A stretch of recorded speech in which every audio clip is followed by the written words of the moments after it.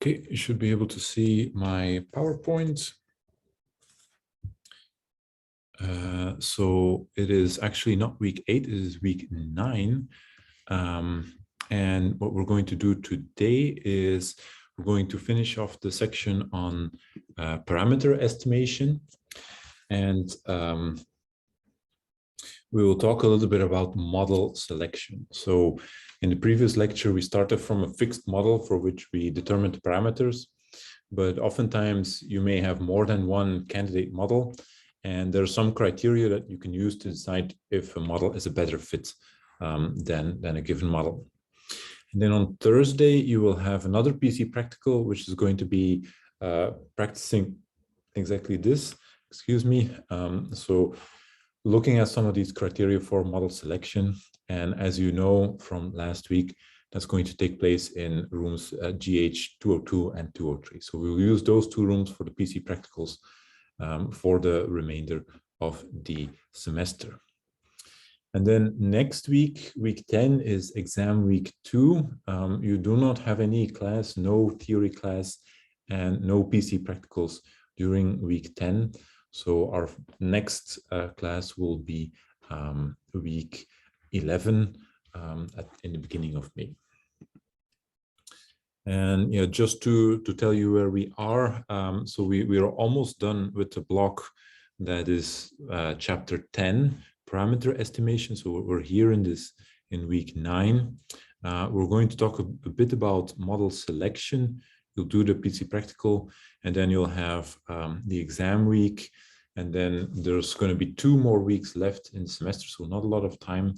And during that time, we will talk about sensitivity analysis. So that's going to deal with, now that you have your parameters, how important are they for your model? If you change a parameter a little bit, is that going to make a big difference in your model or not?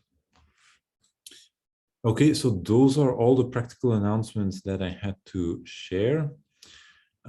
With that, we can now continue with the rest of the class.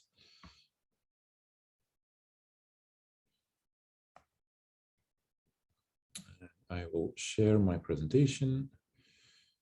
Just a sec. Broadcast.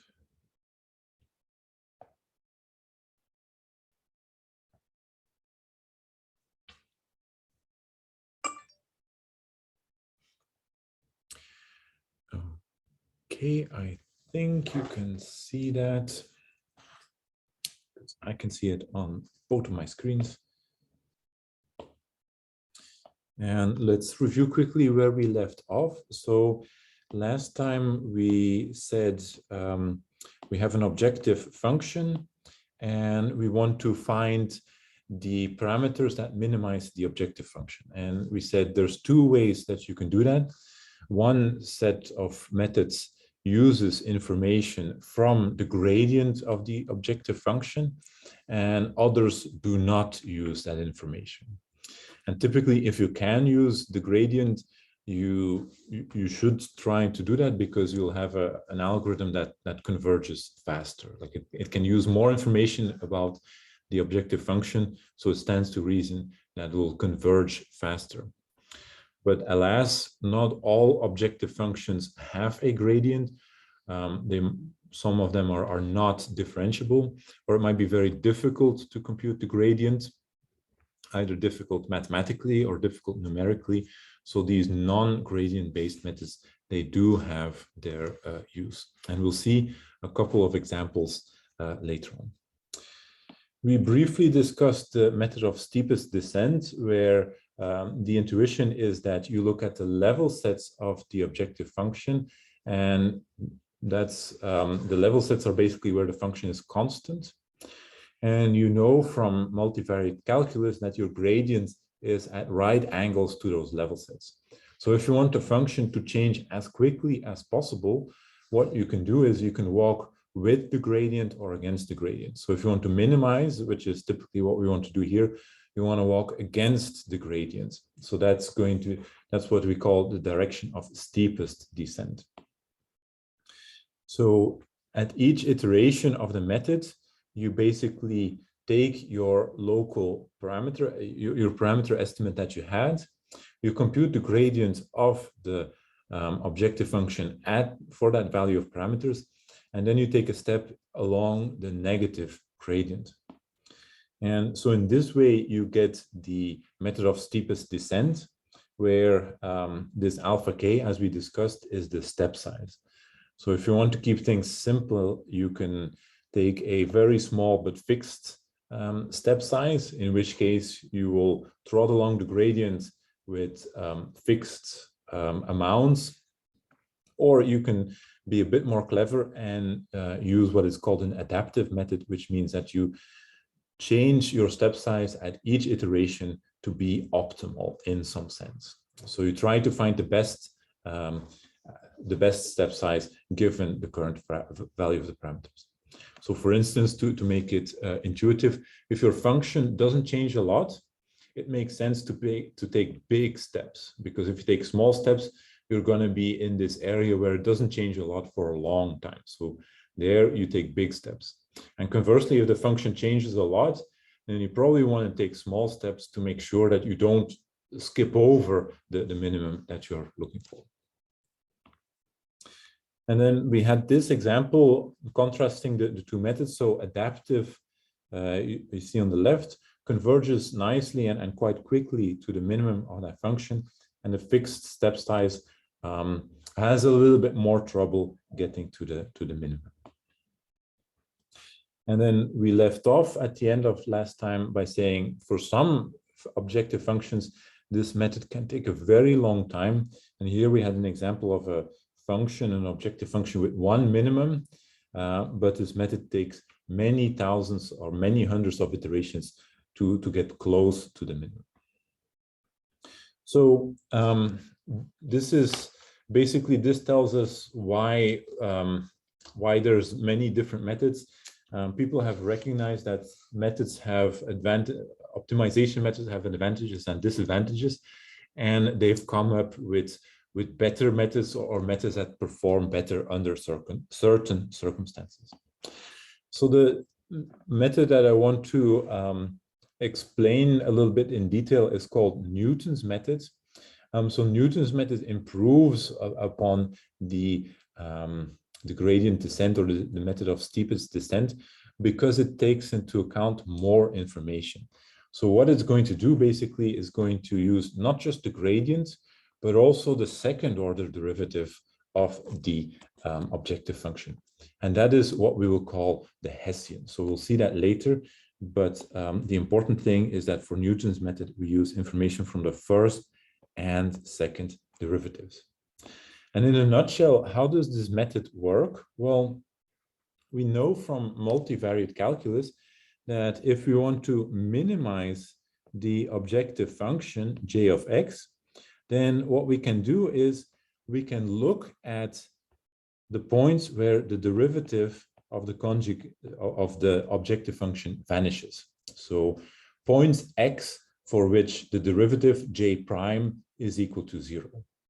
So these are called critical points. And you know that the critical points are either minima, maxima, or saddle points.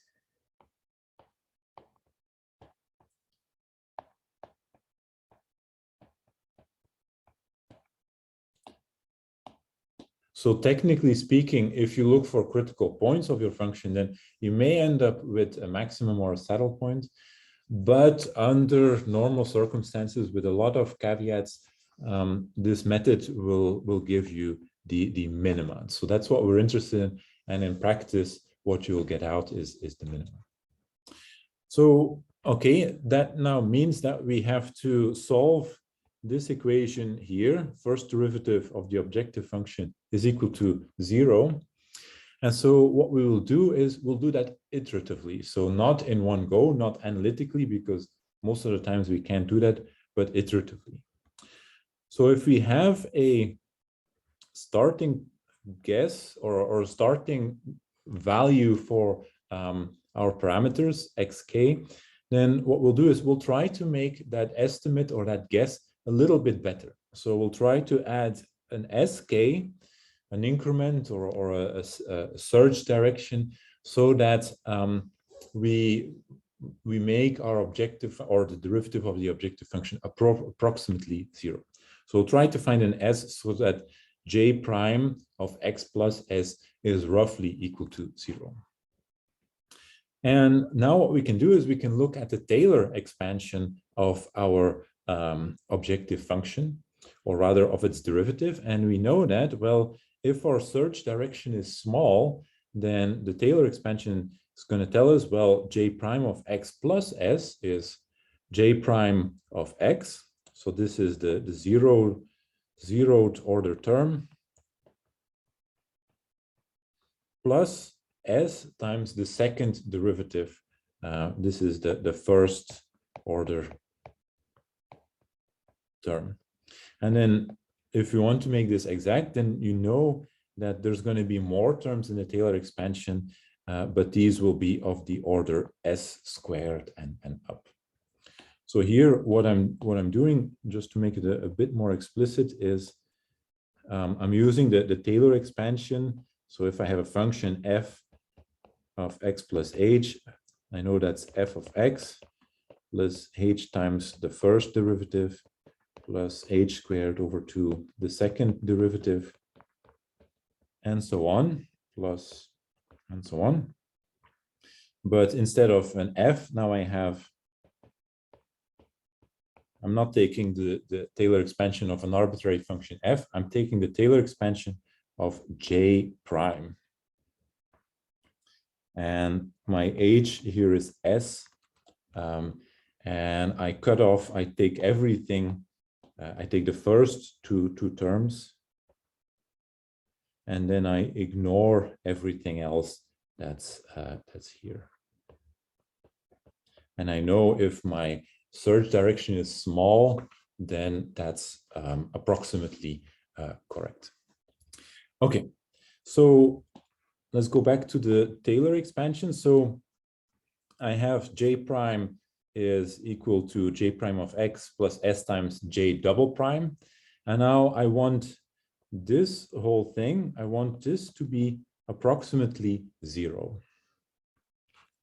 So now if I look at what that tells me, that gives me that j prime xk plus sk j double prime xk has to be equal to 0. And from that, I can solve for sk. I find that sk is minus j prime of x divided by j double prime of x. And that gives me precisely the expression here for my desired step size. So it's getting very messy on this slide, but the important part is that at each iteration, we want to find a search direction so that I drive my first derivative to 0 as fast as possible. And by looking at the Taylor expansion, I get that in order to do that, my search direction is minus the derivative of the objective function at that point divided by the second order derivative at that point. And so in doing so, I get a new method where I don't look at just the derivative of the objective function, but I scale that by 1 over the inverse, by 1 over the second order derivative. And you can sort of see if the second order derivative is small, if j double prime is small, then the step size is going to be very big. And what that basically means is that if my function is roughly flat, then I'm going to take big steps. That's what the method tells me.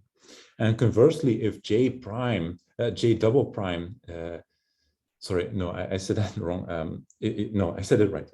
If j double prime is large, then 1 over j double prime is small.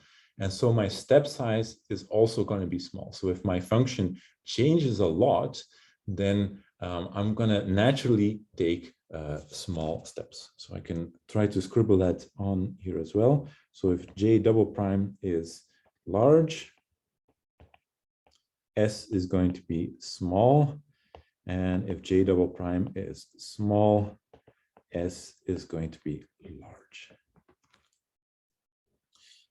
Okay, so all of that was, in fact, if we had one parameter, one unknown value to look for, and I've glossed over that a little bit, but this is the main idea. So now what do we do, or yeah, maybe okay, not a little bit more about that. So let's talk a bit about why Newton's method is a good method in the first place. So it turns out that Newton's method converges much faster than the method of steepest descent. So this converges much faster than steepest descent. And in particular, there's a property that we can confirm, which is basically that if your cost function, if your objective function is quadratic in X, for instance, and this is a very important application, for instance, for linear regression, you have a quadratic cost function, then Newton's method will find the minimum in one step. So you start with an arbitrary guess. You do one step of Newton's method, so you find that search direction, you add it to your initial guess, and no matter what the initial guess is, bam, you end up at the minimum. So one step and you're done.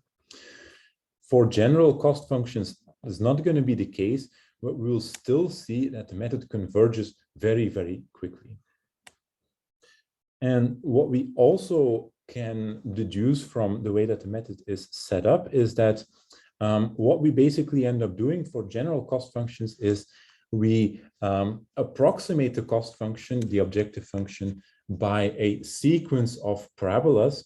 And then at each case, we use that fitted parabola to find the update.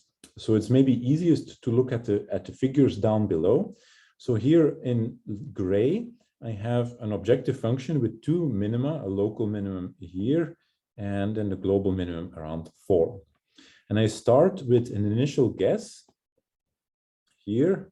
So the initial guess is 5. I forgot what I chose. And we can now visualize what Newton's algorithm does in the following way.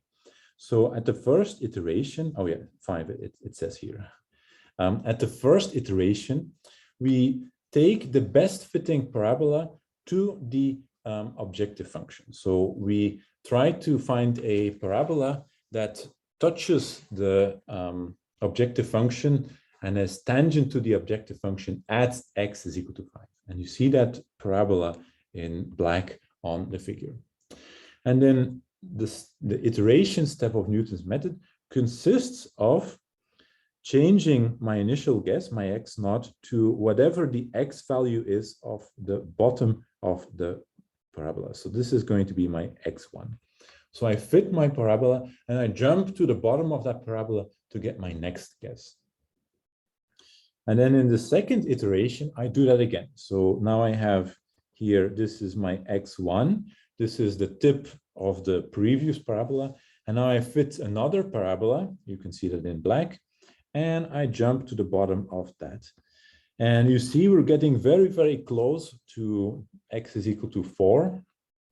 And if we do that a couple more times, so here, for instance, in the third step, we fit another parabola and the bottom of that parabola is almost indistinguishable from 4, at least by the eye. So the tip of that third parabola is at x is 4.08. So we're already very close to x is 4, which is our true minimum.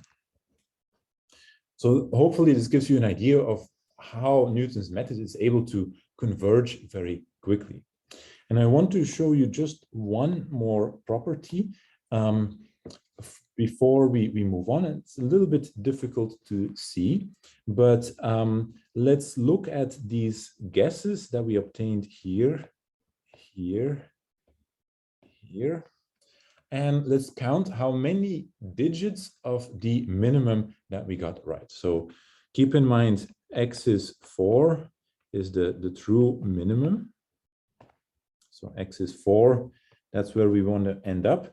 And now let's see how many digits we got right. So if we start with our initial guess, x is 5, obviously we have 0 digits correct. If we look at x1, now we have 4 point something. So we get one correct digit, the 4. So one digit correct. And now if we look at x2, 4.08, we see, well, 4.0, we already got 2 digits.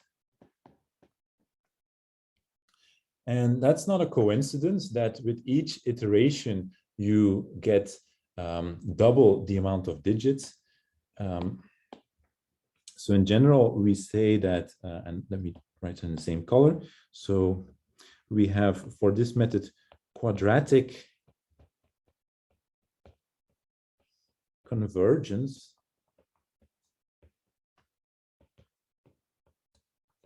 number of, so what that means is that the number of correct digits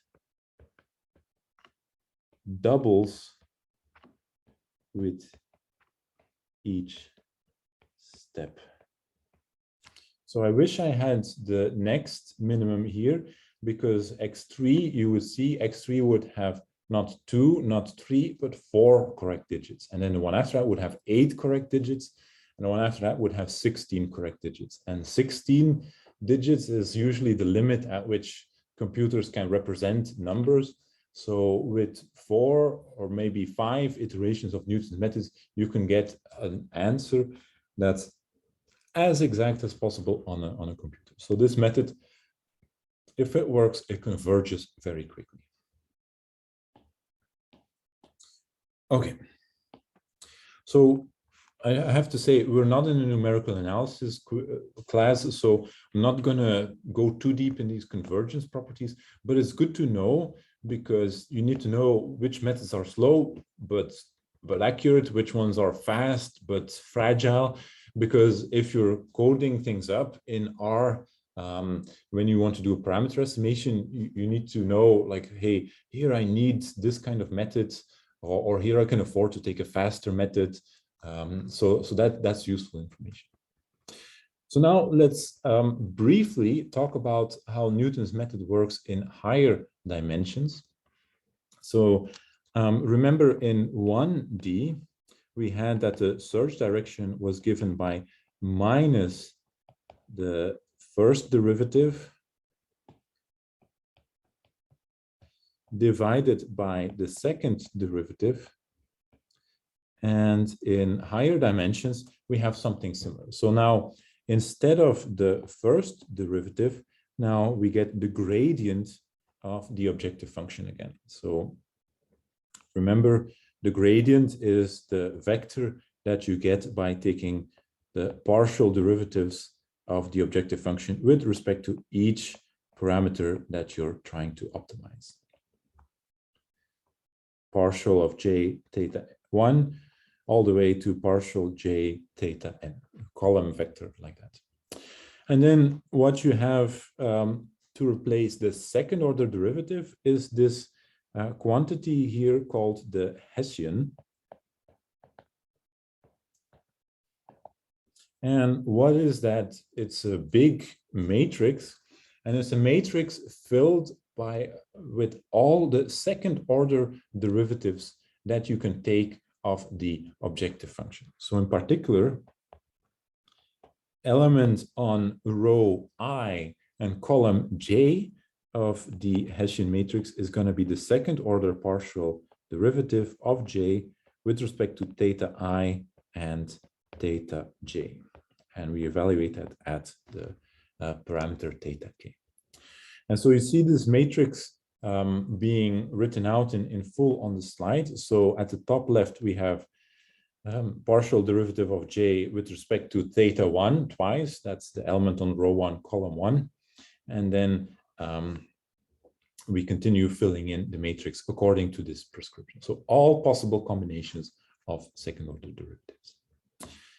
And then what you do is you invert that matrix and you multiply it by the gradient.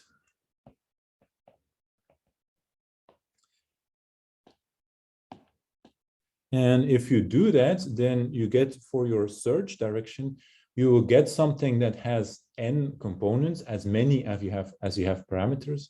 And then your update step will again be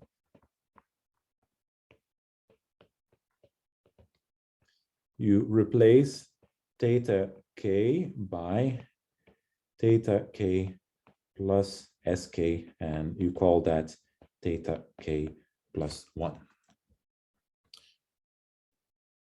So before we move on, I want to say just one thing about this. If you look at the expression for the search direction, so this looks very similar to the one-dimensional case. The first derivative becomes the gradient, the second derivative becomes the Hessian, and you multiply them together in a specific way, and then you put a minus. So it looks very similar to the 1D case, and in fact, for n is equal to 1, it reduces to the 1D case. But there is one qualitative or quantitative, I should say, difference, and this hints a bit at a disadvantage of the method of Newton. And the disadvantage is that now you have to build this huge matrix. So if you have 20 parameters to estimate, then your Hessian is going to be a 20 by 20 matrix, and you have to invert that and multiply it by your gradient. So that's a lot of computations that you have to do for one step. And this is one of the disadvantages of Newton's method. It is computationally quite complex. And in fact, what has happened since the 60s, 70s, when people started optimizing larger and larger systems, is that they looked for methods that go beyond Newton's methods, where they try to avoid having to compute this full matrix of second-order derivatives and invert it. So to make a long story short here, so Newton's method is somewhat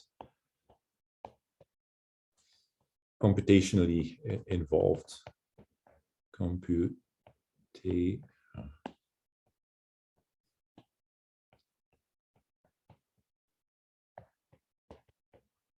Involved. So why? Well, you have a matrix inversion and a matrix multiplication.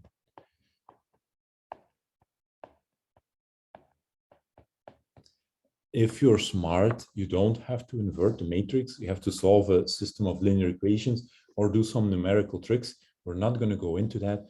But just look at this big fat matrix and you see that, yeah, Newton's method has a lot of computations going on in the background. So that leads us a bit to the discussion of the advantages and disadvantages. The advantages are that the method, as discussed, needs less iterations. So remember, only one iteration is necessary if your function is quadratic. And in general, you have quadratic convergence, which means that you get a guess with double the amount of precision with just 1 unit more work. So in general, 5, 6, 7 iterations at the most will get you at the minimum. And how does it do that? Well, it is a method that chooses its search directions in a more clever way, a more efficient way. It uses both the information from the gradient, so the steepest descent, and the curvature, so the Hessian or the second derivative. Meaning, if the function is flat, take big steps. If the function is highly curved, take small steps. The disadvantages, however, is that the method is more sensitive to local extrema. So remember, we typically on our cost functions don't just have one minimum, we have several, and the method can get stuck in a local extremum. Another disadvantage is that you have to be able to compute that second order derivative. That might not always be possible. So for instance, these days it is very common to build objective functions that have some mathematical part in them, some mathematical function, but also have some symbolic prescription to say, okay, run this neural network with these parameters, get the result, and plug that back in here. If you have one of those complicated things, you may not have a mathematical expression to write a derivative of, so that second order derivative and a first order derivative for the same matter may not exist. So you need that information, otherwise the method is a non-starter. And another disadvantage, which is a little bit hidden, is that note how we didn't have to choose an explicit step size for this method. So the method dictated, take this S, take this step size S. It didn't say scale it by however you want. It just says add this and you'll be fine. So that builds in a degree of fragility into the method, where if we start too far from the minimum, the method might have problems converging to the minimum. So it is possible for this method to not converge at all, depending on how wily your objective function is and how far away you are from the minimum. So what do you do in that case? If you really want to use Newton's method, nothing stops you from trying with a number of different initial guesses. So here we can restart with a different initial guess.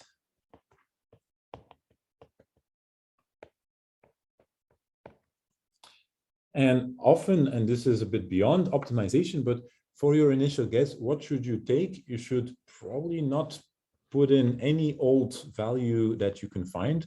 You should try to guide yourself a little bit and use values that are at least physically or mathematically plausible. For instance, if you're trying to find some kinetic rates, and you read the literature and you see that K1 is most of the times 10 per second, then don't put K1 equal to 1000 for your initial guess. Take 10 and then let your optimizer figure out what the exact value is. So try to take something that is physically plausible. It's often a very good idea to plot your objective function if you can, or to take your model, put in some fixed value, put in your initial value, and then plot what your model looks like. And if your model looks more or less like your data, then that's going to be a good initial guess. If it looks totally different from your given data, then you probably have to adjust. So remember, the optimizer can't work magic. If you put in values that are totally off, it's going to struggle as well. So this is one thing that you can do. The other thing that you can do here, and I just mentioned it for completeness, is that you can scale the step size anyway. So you can scale S of k by some amount. So you take h times sk with h less than 1. And this is called the damped Newton method.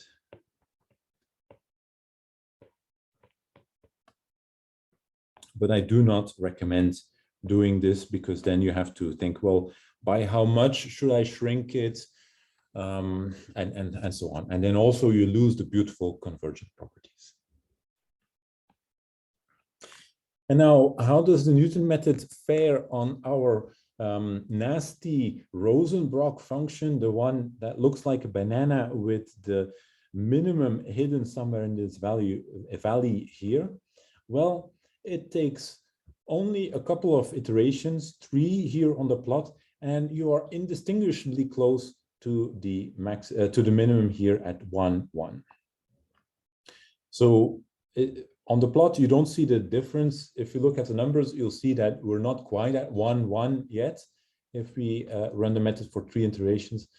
But if you run it for 5, 6 iterations, as I mentioned, you will be indistinguishably close. So very fast convergence. And now, I don't want to talk more about the more advanced methods. I just want to highlight the categories that exist. So there is a very widely known class of methods called the Broyden-Fletcher-Goldfarb-Shano methods, or BFGS. That's a bit easier to pronounce. And what they do is they use this idea from Newton's method. Newton's method, remember, uses the Hessian. And I said, that's a very complicated matrix to compute because you have all those second derivatives and then you have to invert it. And what they do is they make an approximation of the Hessian. So with each iteration, they get a little bit more information about something that looks more or less like a Hessian. And then they use that to get better and better.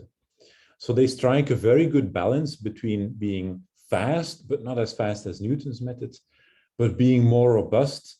So the convergence is not as fast as Newton's method, but in practice, they are faster because they are able to take more steps per unit of time. And then there's the method of Levenberg-Marquardt, and this does something similar, but it basically takes the best of both worlds. It takes both the steepest descent method and Newton's method, and then it sort of interpolates between the two. So if the function doesn't change very much, it takes steps with the Newton method, so very, very fast. And then when the function changes quickly, it sort of modulates that and takes the steepest descent. So it uses a combination of both to do the best thing given what the current parameter value is. And then there's the method of Powell and Brent, which actually here, yeah, I have to cross that out because this is not a gradient-based method. So let's ignore that for now, and I'll fix that in the slides. This is something that I moved around, but it ended up in the wrong section. So focus on these two and these two only. So how can you run that in R? In R, this is very easy. And for those of you who attended the PC Practical, you know how to do this. Use the optim command. You provided an initial guess as the par and then the function to optimize. And then there's a method argument here, which by default is the Nelder-Mead method, which we'll see in a minute. But you can set this to BFGS or any other combination of methods that are support. So you can switch between methods by using that argument. Okay, so that's it for gradient-based methods. Now we're going to look at non-gradient-based methods. So this is going to be non-gradient-based. So these methods do not take into account the gradient or the Hessian or whatever other derivatives of the objective function. And so one very popular method is called the simplex algorithm or the method of Nelder and Mead. And those discovered somewhere in the 1960s. And in fact, if you use optim in R without specifying a method, this is what you'll get. And why? Because it's slow, but it almost always converges to something. So it's slow, but very robust. It does the job. And how does this method work? Well, what it tries to do is it tries to capture your optimal value of the objective function inside what is known as a simplex. And what is a simplex? Well, if you have two parameters, if you're working in 2 dimensions, then a simplex is just a triangle. So we have our level sets that we can sketch in the plane. And now we put a small triangle and we try to move that triangle around to capture the optimal value or the minimum.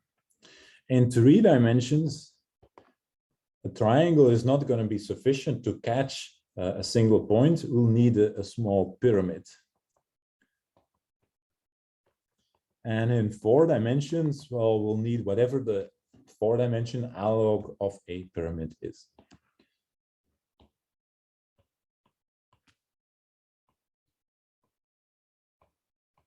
I'm trying to draw a pyramid.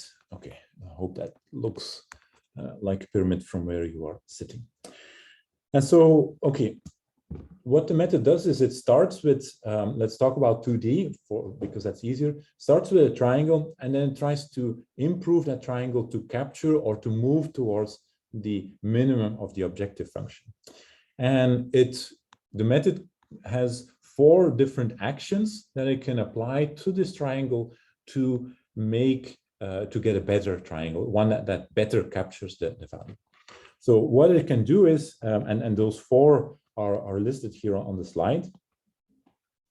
In each case, we start with the non-shaded triangle, the white triangle, and what we get out after performing an action is the shaded triangle. So the first action here is reflection, where we just flip the triangle to get the shaded triangle. And how do we flip it? Well, we look at the value of the objective function at each corner of the triangle. So let's say this is jx1, this is jx2, and jx3. So if we assume for a moment that jx1 is the worst corner, so let's assume that jx1 is bigger than jx2 and bigger than jx3 here. So jx1 is the worst corner, the one with the highest value of the objective function. So we'll try to improve that. And how do we improve it? Well, we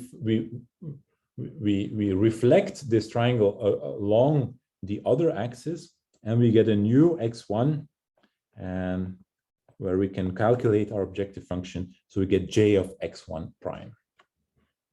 And now what we do is, well, we compare, is j of x1 prime, is that higher, is that even higher than jx1? In that case, this action is not a good one. If j of x1 prime is lower than j of x1, now we've improved our triangle. So if it's lower, then we say, yep, accept this triangle. So let me actually make that a bit more explicit. So if j x1 prime is less than jx1, then accept this action. So then we have a new, slightly better triangle. If it's not better, then we have to move on and try another action. There's another action called expansion, where we don't just reflect, but we try to scale this triangle. We try to make it wider along this axis. So we try to hope, or we hope to find a better value of the objective function here, a bit further away, that's going to improve our cost function. And if that gives us a better value, and the amount by which you expand the triangle is fixed, that's a parameter of the algorithm. So this is a simple comparison. If that doesn't work, we try a contraction. We try to make the triangle a bit smaller. And we see, well, okay, is this value jx prime, is that less than our jx1? And if so, then yeah, we accept that.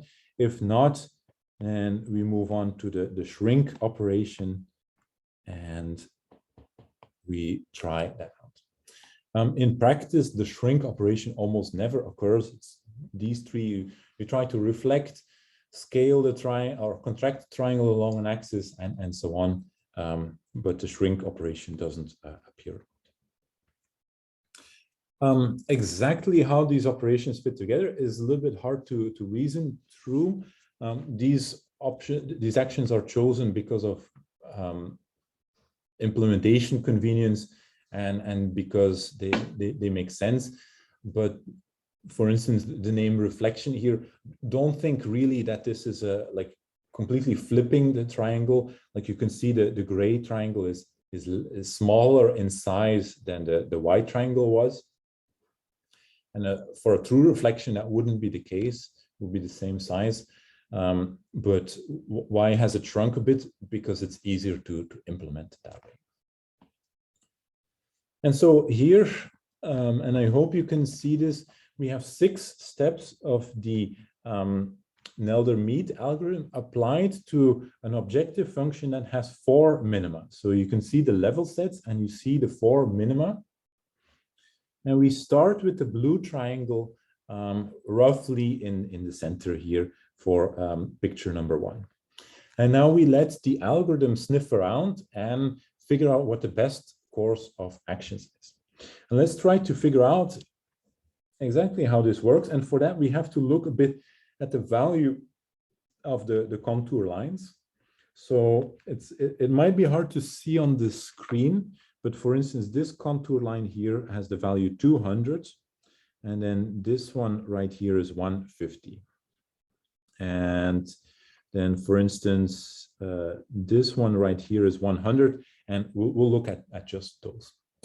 So if we look at the blue triangle on the top left, let's try to find what is the worst corner. Where is the objective function the highest?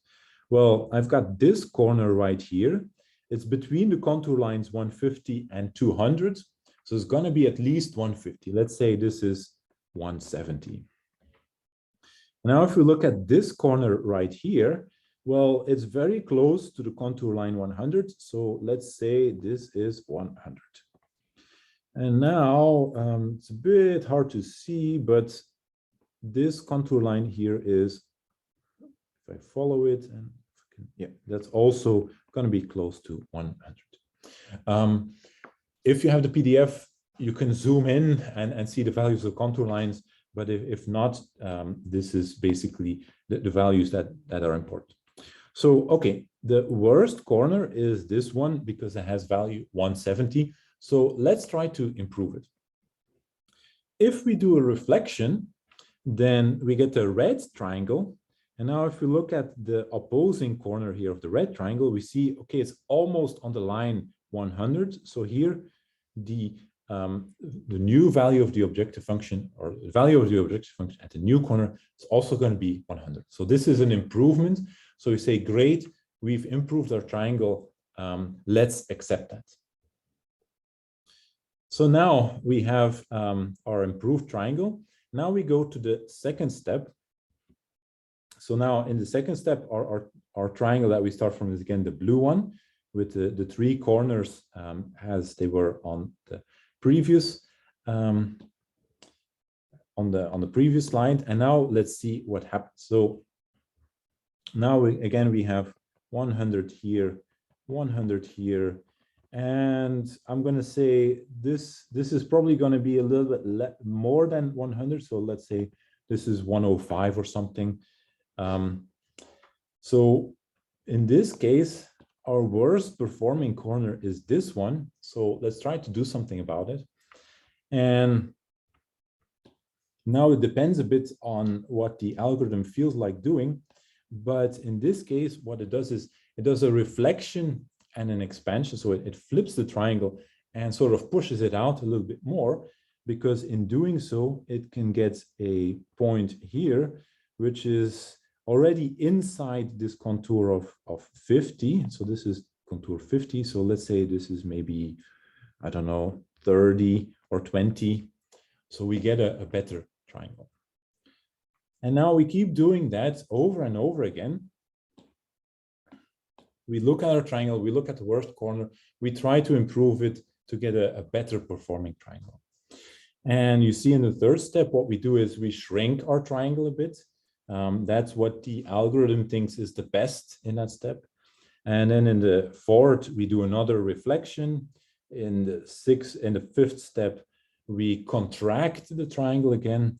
In the sixth step, we do another contraction. And you see, after 6 steps, we get quite close. Our red triangle is already quite close to the optimum right here. I will admit it's a bit hard to explain exactly what the algorithm does at each step.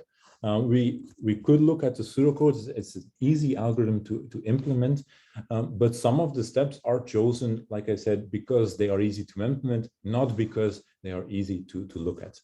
But the main message is that you have this triangle which moves around and tries to capture the objective, the minimum of the objective function, or a minimum, as well as it can. You can also see a slight disadvantage of the method from this set of figures, which is that the triangle ends up moving a lot. So you can add that here. So the triangle moves towards one of the minima. So that's good, but it moves a lot. So it has to do a lot of work to get close to the minimum. And this is a very common property of the Nelder-Mead algorithm, where if you do the first few iterations will go roughly towards the minimum very quickly, but then it'll take a long time before it actually reaches that the exact value of the minimum. So you can sort of look at figure number 6 here. You're sort of like, hey, you're so close, like you've captured the minimum, like why don't you just collapse and grab it right there? If you do more steps, 7 through 15, you'll see that it sort of keeps wiggling about and is a bit unsure like how to go towards the minimum very quickly. So what I will do at this point, I just want to show you, okay, let me see what else I have to, yeah. I have a animation to make this point a bit clearer. So I will share my screen just for a second.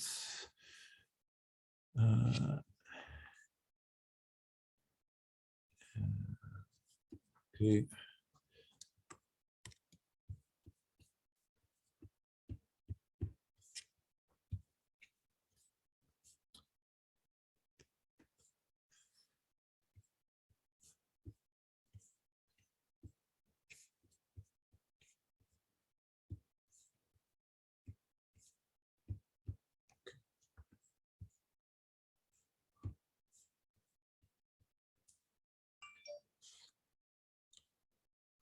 Okay, you should be able to see my screen. Let me just make sure I can see that too. Yeah.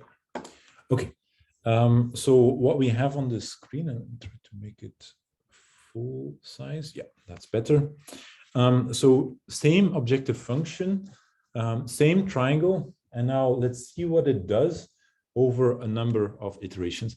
And what you'll see is you'll see the triangle change as a function of time so smoothly.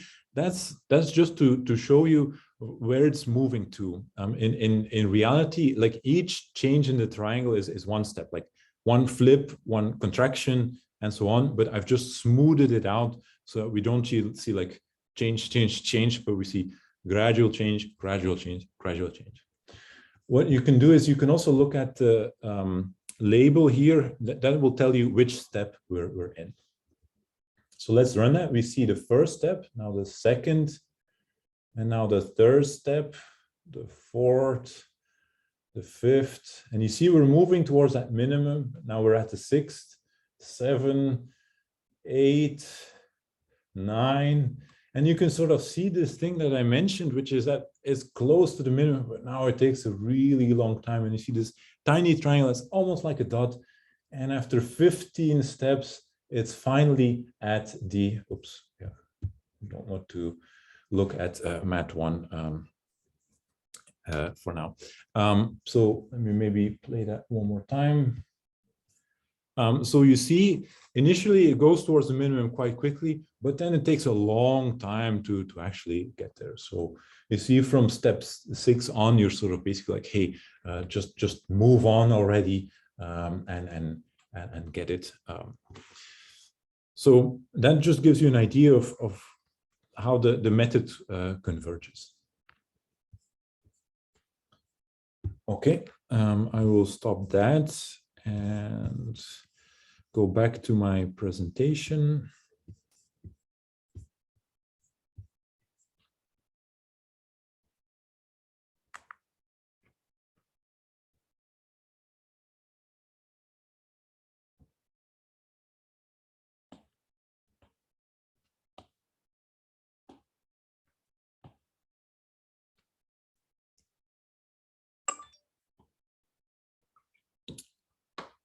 Okay, I hope you're able to see my presentation.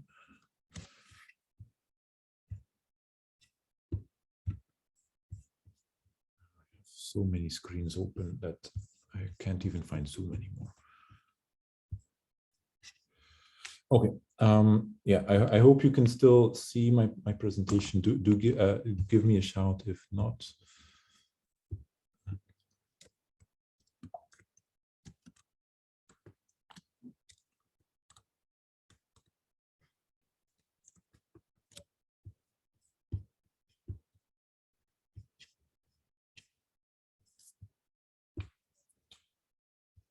Yeah, I seem to have lost the Zoom controls. Okay. Can't see the screen. Stop share. Okay, let me try again. Sorry for that. Broadcast.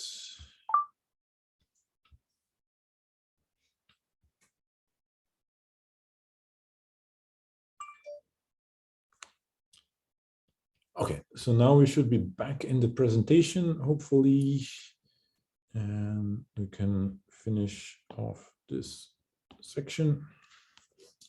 Okay, so that's the simplex algorithm, and hopefully now you get some idea of how it behaves. The exact order of the steps doesn't really matter, but you have to know a bit about how it works or how it behaves. And so what are the disadvantages and advantages of the properties in general? Well, first of all, it doesn't require the gradient, Hessian, any differentiable operation. You can just give it any function and it'll try to find a minimum. It's also a robust method. It often finds a minimum where the other optimizers will fail. So it's probably a good idea to use it as your default choice, unless the slowness gets in your way. And as you saw on the video, it often finds a rough approximation of the minimum in a few updates, but then it takes a long time to converge. So these are some of the trade-offs that you have to take in mind. If you need something that is super accurate, you're probably going to want a gradient-based algorithm, or you'll have to run the simplex method for a long time. But if you need something that's rough and easy, this method is your friend. And as I mentioned, this method is also the default in R. So now, to wrap up the optimization section, we'll talk briefly about global minimization, which basically has to do with this dichotomy that I sketched at the beginning of last lecture, which is that most functions, most non-quadratic functions, non-convex functions will have more than one minimum. They will have local minima as well as global minima. So this is a local minimum, and here we have a global minimum. And all of the methods that I've shown you will give you a local minimum, not necessarily the global minimum. So you could be lucky and get the global minimum, but you don't know. So what do we do if we really want the global minimum? We want the lowest possible value that the function can attain. What you can do is you can use methods that basically take the whole parameter space into account. And then there's two classes or types of methods that we can look at. So we'll just look at one where we will put a grid of parameter values and we'll compare the function at each point of the grid to see which one is lowest. There are also random methods which basically seed your parameter space with a bunch of random particles and then try to move them around to move towards a global minimum. And the advantage of having this swarm of particles or this degree of randomness is that you can explore your parameter space a little bit better. So gridding, what is it? It's exactly what you think it is. We take our objective function and then we put a regularly spaced grid in our space of parameters, and we look at the value of the function at each point of the grid. So here we have two parameters, theta1 and theta2, and then some objective function. It looks like the same one that you saw in the Nelder-Mead video. And the dots, the black dots, are the dots of our grid. So now what we do is we look at all of those grid points and we try to find the minimum value. So if you look at the color scale, light yellow is about 0 and dark red is 300.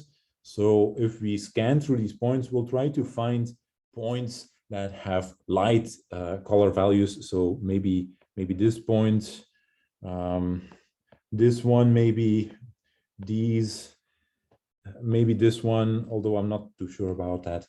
But these look like values of the function where the function is very low. This will give you, if not the global minimum, then at least something that is very close to it.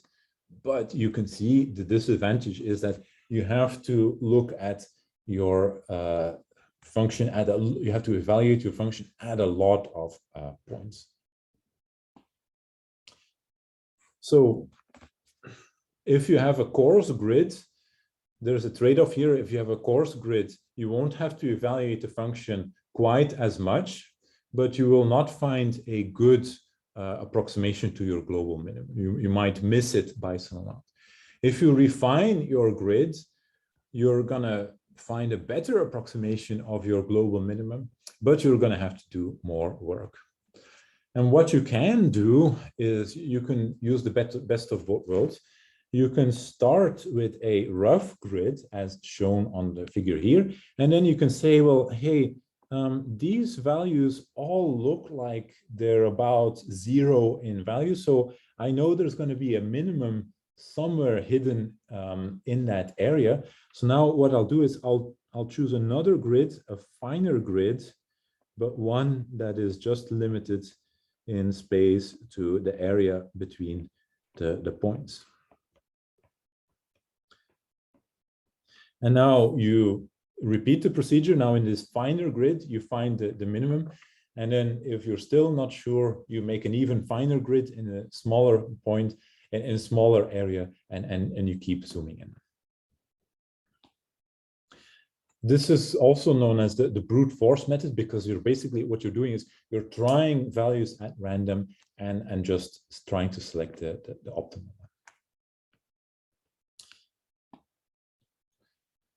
We will not use this method, and I also don't recommend that you use it. It's just there for completeness. What you can also do is use these random methods, as I mentioned, but they are a bit outside the scope of our course. So what you can do is you can either choose, you introduce some degree of randomness, and you let that steer you to explore your parameter space. So if you know, for instance, that parameter is very likely to attain a certain value, then you go look in that area of the parameter space. And there are many examples of algorithms that implement that. And some of them, interestingly, are inspired by nature and are actually the subject of ongoing research even within our university. They sort of take into account, well, how do biological systems move and behave when they try to optimize something or when they try to find something. So I'm going a bit fast here because also, as I mentioned, the random methods we will not use in this course. And then I want to finish off the last part of this section before we take a well-deserved break. So the last part is now knowing that we've obtained a parameter estimate, what can we say about the uncertainty? So remember, we are statisticians, so we're not interested just in single values. We want to know how confident are we about those values. Is this value likely to be close to the true value, or is it likely to be in an interval around it?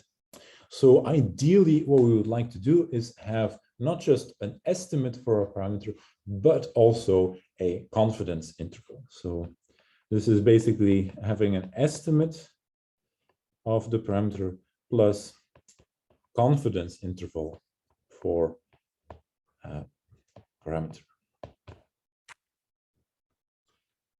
And in order to build these confidence intervals, there's a number of things that we can do, but most of them will involve the objective function. And you can sort of see why that is. And let me maybe skip ahead to this figure right here. If my objective function is very narrow, then if I find a minimum, I can be very confident about that value. So if my objective function looks like this, and then I have my minimum here, my confidence interval is going to be narrow because the minimum doesn't have a lot of room to go elsewhere. And by contrast, if my objective function looks like this, and I find a minimum here, let's say, then I will have a wide confidence interval, because there's a lot of room for the minimum to go. It might be that our algorithm stopped here or stopped here, and you wouldn't see it that it's different from the true minimum just by looking at the objective function. So what we will do, coming back to this slide, is we will look at the shape of the objective function to find our confidence interval. And our confidence intervals are going to be of the form that's given below here. They're going to be all data or all values of the parameter, so that the objective function is less than some bound. So less than c times j of theta prime, where theta prime is our minimum. And we can be a bit more specific about how we will take that threshold, because there's a derivation or there's a result that says that if you have sufficient data points, a sufficient number of data points, and if your estimate is reasonably good, and reasonably good means like what you would get from a numerical optimizer, then you can show that your confidence interval is of the following form. It's all theta such that j of theta is less than this cutoff. And what is that c value given by? Well, it's 1 plus p, the number of parameters, n minus p, the number of data points minus the number of parameters, and then times, again, a quantile of the F distribution. So for a confidence interval, you need a significance level. So that's my alpha. And then the 2 degrees of freedom that you need for an F distribution are the number of parameters P and n minus P data points minus parameters. So you use R or your table to look up this value. And then this here, J theta hat, this is the value of J at the estimated parameter. So theta hat, that's what you get from your optim in R or from your numerical your numerical method.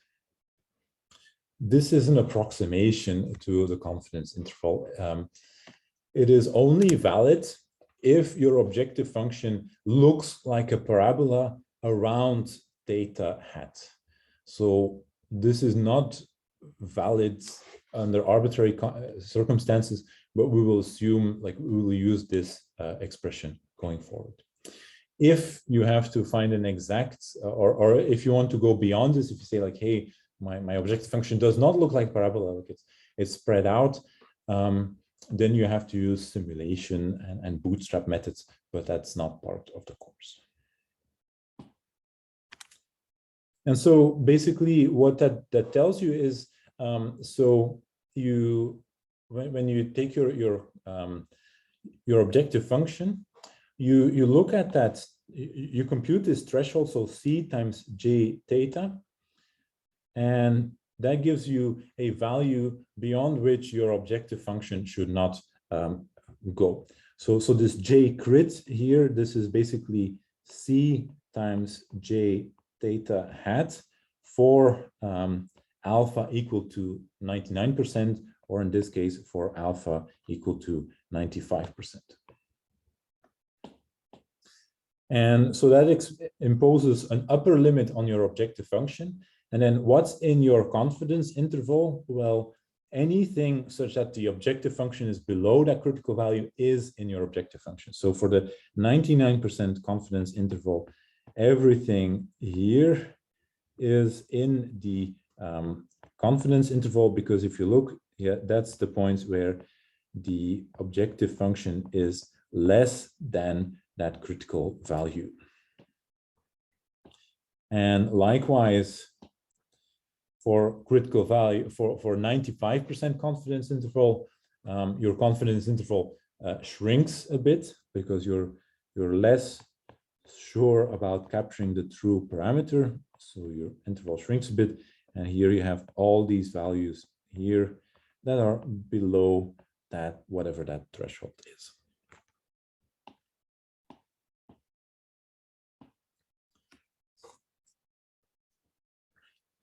Excuse me. In general, you can also use an approximation to your objective function. And this is going to be useful in a number of situations also when we talk about optimal experiment design. So what we can do is, knowing that our objective function probably is going to look like a parabola around our estimated value, is we can expand the objective function in a Taylor expansion of the second order. So we can say, well, J of theta is the value at the minimum plus theta hat minus theta, sorry, it's the other way around. Theta minus theta hat times gradient theta hat plus 1/2 theta minus theta hat transpose Hessian at theta hat theta minus theta hat. So this is my second order Taylor expansion. And now you see, well, it involves the gradient. Theta hat is a minimum of our function, so the gradient disappears.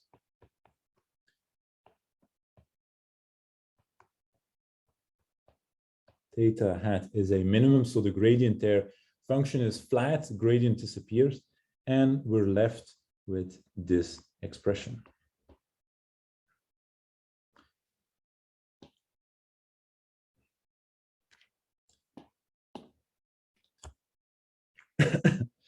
And now if we use this form, if we use this approximation for the objective function in the expression that I showed you before, in this expression for this inequality for the confidence interval, then you get a simplified version of the confidence interval where we look at theta minus theta hat times the error covariance matrix C, and we compare it with a quantile of our F distribution. And this C, well, what does it turn out to be? Well, it's almost the Hessian, except multiplied by a numerical factor in front, 2 times the value of the objective function, n minus p. So this is just a matter of plugging the expression for J into that previous and then rearranging the terms. There's no black magic going on here.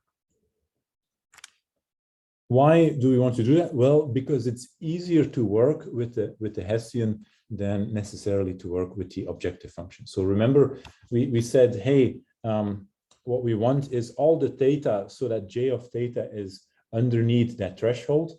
But that means that we have to be able to invert the J function, which might be very tricky to do. And so let's look a bit more at that C matrix. So this is actually a very fundamental matrix, because if you write it out, then what you basically end up is a matrix that tells you about the covariance between your parameters and the variance, the standard deviation of the parameters themselves. So on the diagonal of the matrix, here you can see that we have the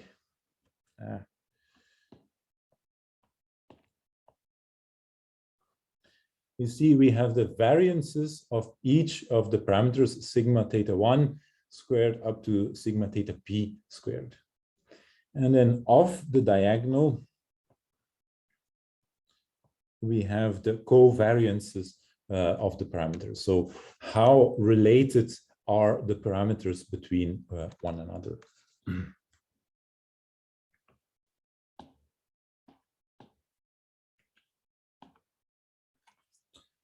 And using that information, now we can build confidence intervals for one parameter at a time as well. So we know that the diagonal elements CII are the covariances or the variances of parameter I. So if we take the square root of that, then we get the estimated standard deviation of a parameter. And now we can say, well, a confidence interval for a single parameter is basically the value that we obtained, and then plus a quantile from the t-distribution times that standard deviation.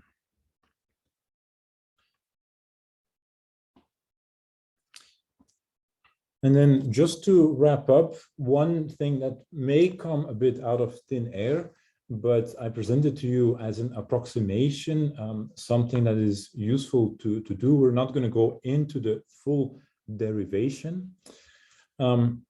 So if you paid really good attention to what I was writing down when we had this slide right here, then what you basically see is that we have our old friend again, the inverse of the Hessian matrix. And I already said, well, computing the Hessian is hard work. Computing the inverse of the Hessian is even more work. So what do we do? Well, it turns out that we can approximate the inverse of the Hessian. And keep in mind, so for instance, or recall, numerical methods also do that. So it's always a good idea to think like, oh, if I have to do a lot of work, can I do something that's maybe not exactly right, but that is less work for me? So laziness is a virtue when it comes to doing numerical computations. So what we can use instead of the inverse of the Hessian is the so-called Fisher information matrix. And usually we will let R compute that for us, but it is given here. So it's built out of the local sensitivity functions Y, and we will see what those functions are during next lecture when we talk about sensitivity analysis. So they basically tell us how much does the function vary or how much does our outcome vary around the minimum. And then we also have the covariance matrix of the measurement errors. So this is something that we have to have given to us when we start the problem. We have to know the data, is the data going to be noisy or not? Is there going to be correlation in the noise on the various data points or not? And so this matrix, I'm being deliberately a bit vague about how it's exactly built up, but this gives us an approximation of our inverse Hessian, of our inverse covariance matrix, and that's something that is easier to compute.